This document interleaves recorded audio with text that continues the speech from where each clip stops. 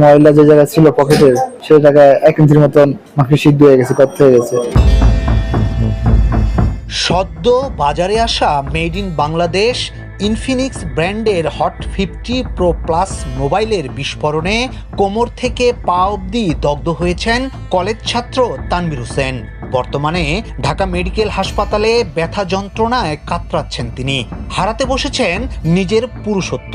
তানভীরের এমন যন্ত্রণাদায়ক অবস্থা দেখে দিশেহারা তার পরিবার। 2024 ডিসেম্বর 3 তারিখে কিনছি, আর 2025 জানুয়ারি 12 তারিখ হয়েছে 7টার দিকে। জি, এখন সেটা তো দেখো চলাফেরা করতেছে। আমার সাথে করতে কালকে আসছিল, 4 দিন পর আসছে।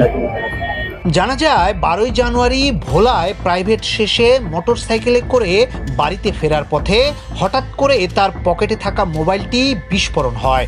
পরে তাকে উদ্ধার করে স্থানীয় চরফ্যাশন হাসপাতালে নেওয়া হয়। সেখান থেকে তাকে পাঠানো হয় ঢাকা মেডিকেলে। এমন অবস্থা আর যেন কারো না হয় তাই আইনের দ্বারস্থ হবেন Tanvir. Infinix hot 50 pro plus 2 মাস আগে হচ্ছে, জানুয়ারি 12 তারিখে এই মাসের 7:30টার দিকে ফেরত আসার পথে বাসায় ঢুকমু, সে সময় হয়েছে ময়লা যে জায়গায় ছিল পকেটের সেই জায়গায় 1 ইঞ্চির মতন মাটি সিদ্ধ হয়ে গেছে, কত হয়ে গেছে। আর অন্য জায়গায় পড়তে সেই জায়গায় রক্ত ওই জায়গায় কোনো রক্ত আসে না।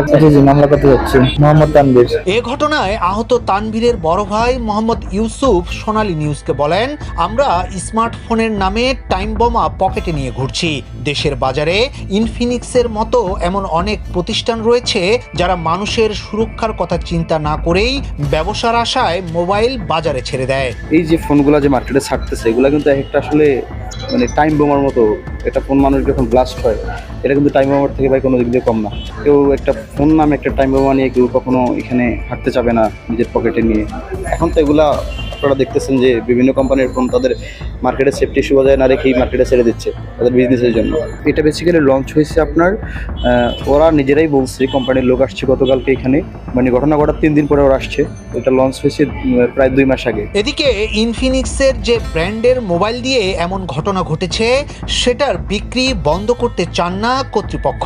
তারা শুধু তানভীরের চিকিৎসার অল্প খরচ দিয়ে দায় সারতে চান, যা মেনে নেননি তানভীরের বড় ভাই মোহাম্মদ ইউসুফ। এখানে গতকালকে কোম্পানির লোক আসছে, এসে তারা আমাদের কাছে বিভিন্ন রকমের আর্জি জানাইছে যাতে আমরা এটাকে কোনোভাবে নিউজ কভার না করি।